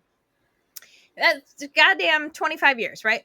You can see the evolution of what society found attractive in a butt over the course of 25 years. The evolution of the butt is documented anthropologically in the Fast and the Furious franchise. Through these films. These are the historical documents. Yeah. Yes. Okay. I don't know if anyone has ever told you this before, but you're a goddamn poet. I don't know about it's all that. But they should have sent a poet, and they did. It was Ari. I'm just saying, you'll see the truth. Nice. Number 7 and 8 on the top 10. Are 2 future episodes of this podcast, one of which Ari may want to join us for. Number 7, we have the Matthew McConaughey vehicle Sahara. And in 8th place, we've got the remake of the Amityville Horror. Oh. Yes, that was 2005. Do you have interesting things to say about that? I don't know. I haven't watched it in a long time. Really? Okay. Well, I watched it for book research and crossed it off my list, and so because it doesn't quite fit the criteria of a millennial nasty. Not really. I didn't find it nasty enough, and I set it aside mentally. That's fair. So not quite trashy enough for your sensibilities. Well, I don't know. Maybe it is, and I just don't remember. Okay, that's fair. Sure it's trashy. I'm sure it's trashy. I saw it when it came out, and I bought the DVD, and I showed it. I showed it to a handful of people, and I haven't seen it in years, but from what I recall, I quite enjoyed it. So I'd be very interested to go back and rewatch it and see. Hopefully it's not another Hitchhiker's Guide. I have long wanted to do a spooky-thon that is just horror remakes. Well, we kind of did with the Romero stuff, but it was like the original and the remake we would do. Right. We did specifically for like one director, but I want to do one that's just like all horror remakes. Honestly, we could do it this year if you wanted to. Let's do it. Fuck it. I can just throw Amityville Horror on that list. Yes, indeed. I'm into it. I'm gonna do it. I'm putting it on there right now, and then I'll figure out the rest of the month later because I'm looking at the straight up for that month, and it even fits the criteria. So look, as long as we can do 13 ghosts, 13 goats. 13 goats. As long as we can do 13 goats, I'm into it. So put that one on there too, Steven. That's a lock right there. That's the one I'm locking in. The Steve Beck film, 13 Ghosts. Was that Man, one? I don't know. The monk is in it. And straight up, Stu from Scream is in it. Matthew Lillard. And Raw Digga from the Flip Mode Squad, man. So dangerous. And she was on that. She was on that song on the score by the Fugees called Cowboys, because each of the members of the Fugees has another person rap with them back and forth, and so Lauryn Hill raps back and forth with Raw Digga on Cowboys, and it's arguably the best song on the record, which is a hot take. I think most people would call me crazy for that. I think we can all call you crazy. Yeah, I'll allow it. And then in 9th place, we have A Lot Like Love, the Ashton Kutcher, Amanda Peet rom-com. And in 10th place, speaking of rom-coms, the Jimmy Fallon, Drew Barrymore rom-com, where the third part of that triangle is the Boston Red Sox. It's is it the baseball one? Yeah, it's the baseball one. Yeah, it's the baseball one. Great. I'm glad that was a thing that happened that I never saw. and never want to and never have to. I mean, maybe for research. I don't know. The tomatometer score on this one is a 28%. Unfair. The critics' consensus, bearing little resemblance to the 1953 original, House of Wax is a formulaic but better than average teen slasher flick. Okay. Good God, my brain is my brain is off. My brain is done. Checking out for the night. Sorry, guys. My brain. Goodbye. And the Metacritic score. The Metascore is a 41% based on mixed or average reviews from 36 critics. Tucker, care to take a stab at the Letterboxd score? Oh, this one's so complicated. Look, I'm going to say 2.8, 3.2. It's a 2.9. Well done. Nice. I'll take That's that. your first get in a while. Well done. And so, Ari, the time has come for us to ask, out of 5 stars, how are you rating 2005's House of Wax? Let's see. What clever thing am I going to come up with? Oh, I give it 3 out of 5 prosthetic hands. Oh, there you go. Another thing that I wish was followed up on, the prosthetic hand in the animal pit. I'm so sorry. 3.5 out of 5. Oh. That half star means a lot to me, and I fucked it up while I was trying to be clever. No, you're fine. We'll Tucker will fix it in the edit. Don't worry. Yeah, fix it in post, Tucker. I won't. Normally I would, but I don't really have a lot of options this week, so. Right. Tucker, what about you? How are you ranking this one out of 5? I can't decide if I want it to be a 3 or a 3.5. And I think I do want to say 3.5. Yeah. Yeah, you just do. Just because of how there's nothing like it. Like, I'm always going to watch this movie. Like, I was pretty mad when I went to grab my DVD and it's not there. Apparently I lost it in a move. I had to rent it. I had to look no. I'm so mad that I don't own it anymore. I'm wondering if there'll be a 4K. I think there's at least a Blu-ray, so I'll just buy it again on Blu-ray. At least it'll be a HD upgrade instead of just having it in standard def. But yeah, I think I'm going to hit it with the 3.5. I've been trying to figure out which one I wanted to do this whole time, but I think 3.5. I think it's a 3, but then also, like, I don't know what my life would be like without knowing that this movie exists.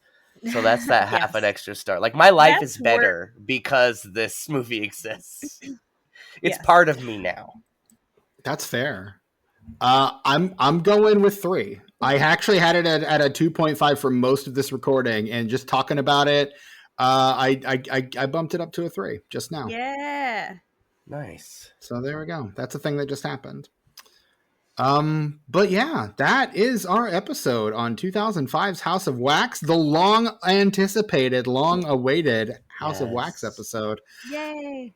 Ari, thank you so much for being here. Oh gosh, thanks for having me. I said it at the beginning, and it remains true. It is always a pleasure to have you on, always a pleasure to talk to you, always a pleasure to get your perspective, particularly on this era of horror. You're a delight, and I'm always happy to have you on. Tell us what you got going on. What's coming up the pipeline? Where can we find your work, etc.? Lay it on us. Yeah. Well, the main thing that I'm working on right now that I can talk about is my work on the Pod and the Pendulum, the other podcast that Chewy and I appear on from time to time. I'm just wrapping up my coverage of the I Spit on Your Grave films on the Pod and the Pendulum Patreon. So we're recording our last one soon.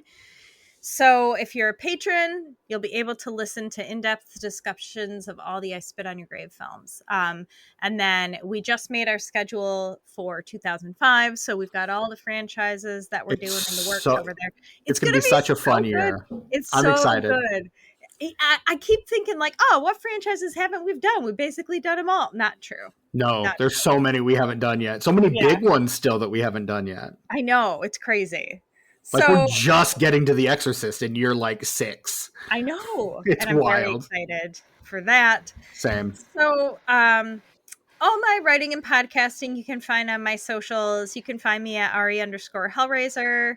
everywhere. I'd say I'm mostly on Bluesky and Letterboxd, but I'm also on Instagram and sometimes Twitter. I don't know. It's all getting to be too much. So you find me. You find me. I'm around. Yeah, and buy Millennial Nasties, you mooks. Come on. You could do that if you want to. It's a good coffee table book. It's a great read too. It's a really fun read. You said it right there because really cool. It is because it's the kind of book that you can read as like a whole thing, or you're just like, oh wait, what does Ari think about this movie? Mm-hmm. Oh, there it is. And then I mean, you still get a taste. If you've read it before, you can go back and hit certain ones, and you'll be like, oh yeah, we talked about that before, and yeah, it's really cool in a lot of different ways. Did I go back and reread her chapter on this movie before we recorded this episode today? You better believe I did. Yeah, dude. You guys are so kind. Thank you. I can't thank you enough. But I will say the cover's very cool. I didn't design it, but if you have it on your coffee table, it makes you look like a really interesting person. So if you want to look like an interesting person, you should buy a copy of Millennial Nasties. Absolutely. Absolutely, you should. This is, of course, the Disenfranchised Podcast. You can find us wherever podcasts are sold. Hit us up on our email, disenfranchpod@gmail.com. Let us know what you think of what we're doing. We would love to hear from you. You can also, if you want to support us, leave us a 5-star rating and review on your podcatcher of choice, especially if that is Spotify or Apple Podcasts. That helps us find listeners like you, and we think you're pretty cool, so we'd love people like you as well. And then if you want to support us monetarily, you might as well swing over by our Patreon, patreon.com/disenfranchpod, where you will find hours, straight up days of content behind that paywall. Or if you don't want to pay the money, but you still want to get in on the conversation, you can join the official conversation of the Disenfranchised Podcast by joining for free over on patreon.com/disenfranchpod. And who knows, if you comment on an episode, maybe Tucker and I will comment back because that is a thing that we do. You know who else could potentially comment back? Ariel Powers-Schaub, who is a free member of the podcast. So she is also a part of that conversation. Yeah. So if you want to be like her, then become a free member. And who wouldn't want to be? If you're listening to this podcast and you're like, oh, that's straight up what I aspire to be as a person. Well, now you kind of can achieve some of that. You can get closer to that. That's true. That's true. You could. That's true. It's so easy. It is within your grasp. Cost money. Yeah. Nah. Yeah. So easy. Nah. Free 99. That's it. And without the 99 though, just free. Just straight up free. FOC. So free. Free you can find us on we're on Bluesky, Letterboxd, Instagram, and YouTube at Disenfranchpod as well. Are we on the face page? Are we on face literature anymore, Stephen? We're still in the face literature. Okay. Mainly because it's so easy to connect from Instagram to the face lit. So easy. Just flip the little switch at the bottom and it's there. It's great. There it is. Yeah. Whoop, there it is, and there it goes, and there it went. And if you don't know now, you know. I am your host, Stephen Foxworthy. You can find me on certain social platforms at Chewy Walrus. I like to leave it a mystery, so you can come find me. Some of them I use more than others. You care to find out which ones? Take a guess. Though I will say I've been getting a lot of followers on Bluesky right now, and I think it's because of the Pod and the Pendulum. So it's because you're clever and witty, and you're skilled at social media interactions. Not on social media so much, honestly. No, you don't do your straight up brackets anymore, dude. Remember your brackets of legend? I actually just announced on my Facebook page that I am discontinuing the brackets at the end of this year. I haven't been on Facebook in like 10 years, but no. Yeah, you put so much effort into them, Steven. That's the problem. I have too many other projects going on to commit as much time as I need to the brackets. And it's wonderful to see the brackets. An era gone. Sometimes, you know what, though? That's fine, Steven. Sometimes you got to know when to bail. Everything has to die. You don't have to continue everything forever. In the immortal words of Kenny Rogers, you got to know when to hold them and know when to fold them. Know when to walk away, know when to run. In the immortal words, count your money. When you're sitting at the table, be time enough for counting. When the When the dealing's dealing's done. done. Love it. Have I done that Oh, song at karaoke Are we before? back? Okay. Absolutely. Good. Got to. Absolutely. And I don't know what else I have to promote. Probably nothing. Tucker, what's going on with you these days? Go read Steven's book. It's on Amazon. You can straight up buy it there, like a hard copy or probably a Kindle, if that's That's true. your thing. How have you been enjoying my book, Tucker? Now that you I have finally have the not. copy that you purchased months ago. Well, I'll tell you what. I still haven't finished that Brian Wilson autobiography. I hit a big snag in that. I haven't been able to sit down and read for a while, so I still have to finish that. Which I'm glad it's that book that I've taken a big break from, because Brian Wilson, I love him and he's a fantastic man, but he's batshit crazy. It's not his fault. That's like the whole thing about him. That's why he's so brilliant, is because he's completely fucking nuts. And so his book is just like disjointed, rambling thoughts, just kind of going from one thing to another in a surprisingly entertaining and like engaging way. Like, I love reading that book because I'll be reading it, and in a matter of 10 minutes, I'll go from one place to another, and I'll be like, wait a minute, how did we get here, Brian? How did we get Who am here? I here? Yeah. Well, he jumps all over the place. Like, he'll be talking, oh, I did this thing a few years back, and then in the 60s. And you're like, hold on, man. Can we just have a consistent narrative here? But no, it's good because you can jump back in at any time, and then you're just like, hypnotized Along and for right the back ride. into his lunacy. Yes. And I love this book because it was written around the same time as Love and Mercy was being made. So a lot of the same things in that film are touched on in the book. Okay. And it's a really good book. I got Jimmy got it for me for Christmas last year, and then I got him a copy this year for Christmas because it's Past so and good. future guests, Evan Jimmy Toohey. Yes, that's the one. That's the guy. Got a record coming out at some point. Who knows? That's that guy we know. Yeah, he's from Indy too, so he comes to Indy for Christmas, and so we get to see each other every year and hang out. I saw that picture you posted on your Instagram. Dude, yeah, we had. It was good to see you two together. Can I tell you just one quick little story of something that happened, and then I'll move on with my socials? It's my only story of my Christmas. Here's my Christmas vacation story, you guys. So we were outside of Imbibe, which is a bar in Fountain Square. It's in the Fountain Square Theater building. I'm familiar with it. Been there before. And so Jimmy and I, we always go to a bar on Christmas night. The night of Christmas, we go to a bar, him and I, because we're buddies and stuff. And this year we decided to go Imbibe. So I went to pick him up from his parents' house. We went back to my sister's house, who lives like 3 blocks from Imbibe. And we hung out on the porch, like drinking whiskey and smoking joints and stuff until probably about midnight. And then finally we made our way to Imbibe. We go in there and we're playing pinball and drinking some beers, and it was really cool. We went outside to have a smoke. And while we're outside, about 2 or 3 blocks down the road by where like the liquor store is, the liquor store in Fountain Square, that one that's like close to the White Castle headquarters building thing. That one, yeah. There were some people down there that were ready to take each other's lives. And I say that with confidence because they said as much. They were both prepared to take each other's lives. They were very angry about something. It's 2:00 in the morning, Christmas night. And as someone who was born and raised in Indianapolis, I immediately kind of got myself behind a telephone pole so I didn't catch a stray. Correct. And so that's the move. That's the move. So one of the guys, like, they're like, fuck it, whatever. And the one guy starts walking across the street to leave, when the other dude just can't leave it alone.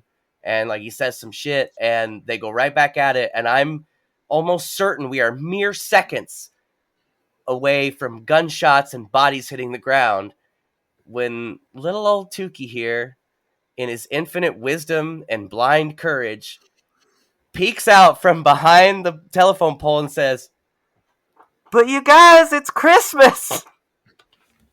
Oh my God. And I'm not kidding you. I am not shitting you. This actually happened.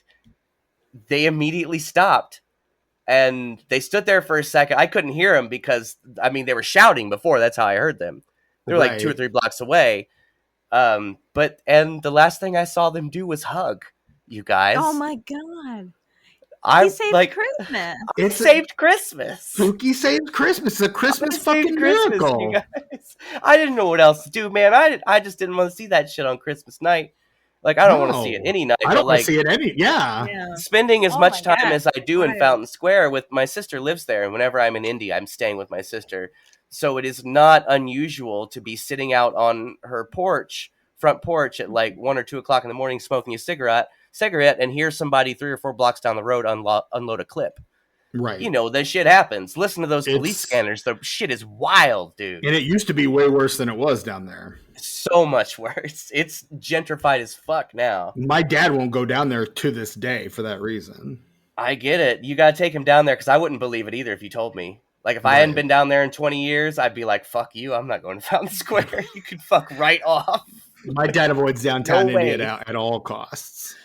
Oh, what a bless his heart, I'll say. Bless his heart. My God. But yeah, that's something that happened, and I just wanted to tell that little story because it's fun. I got a lot of other Christmas vacation stories. Maybe I'll tell on the next What Are We Watching?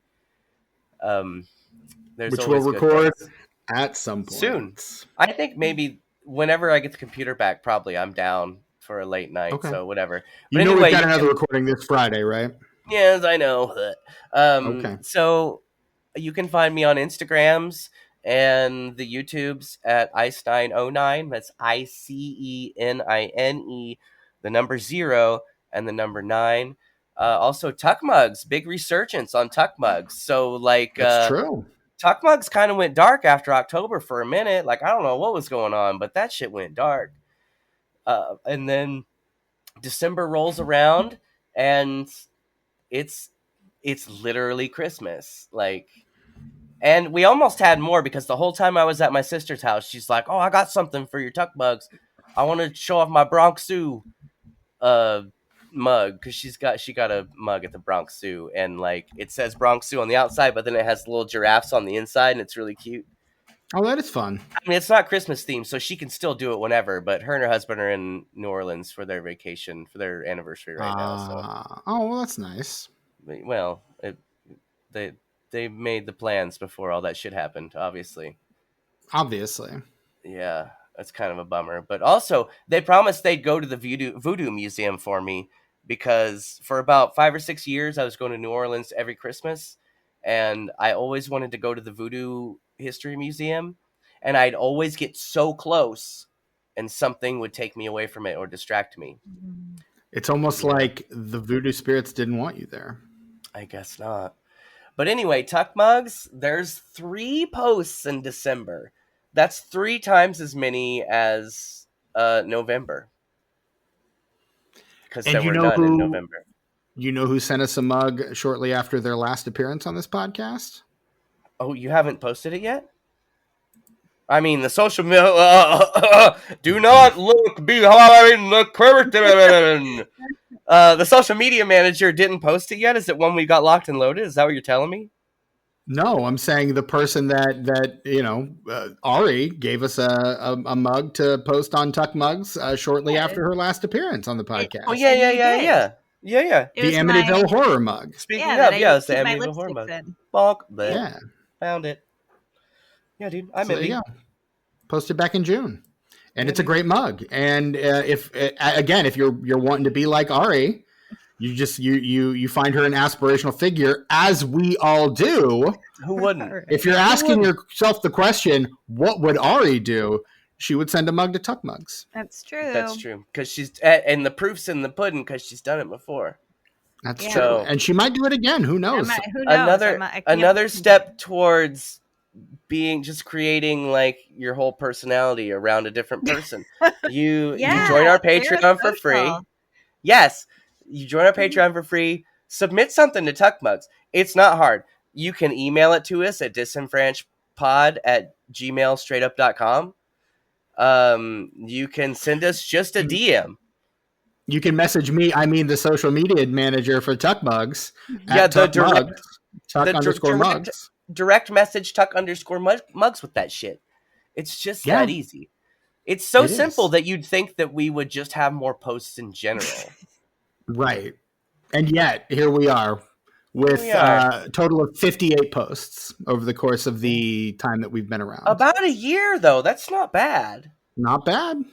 I mean, there have been some months where it's been like nothing in November and nothing in July. It's kind of one of those when it rains, it pours kind of things. The first mug got posted on April 2023. So we're coming up on 2 years. Nice. I love that. Yeah. I like Tuck mugs. I'm still proud of it. You should be. It's a fun site. Yeah, dude. I can't imagine how anybody could come in and just like make that negative. That's what I like about it. It's just like just look at my mugs. Look at my mugs. That's all. And if you want to kind of get an idea of what Tucker's husband looks like, it's on one of those pictures. Him and his special lady friend. Yeah. That's the Yes, my husband and his girlfriend. Yep. That's a fantastic photo too. It's a great photo. It's a good pic. Oh man. That's and you good. can find it in Tuck Mugs. So there you go. Love those guys. Love those guys. Friends of mine for sure. All right, let's land this fucking plane. This has been our episode on the 2005 film House of Wax. Ari, once again, thank you so much for being. I don't know why you put up with us. That is a tall order, and you take it. You just. We have fun. We have fun around here.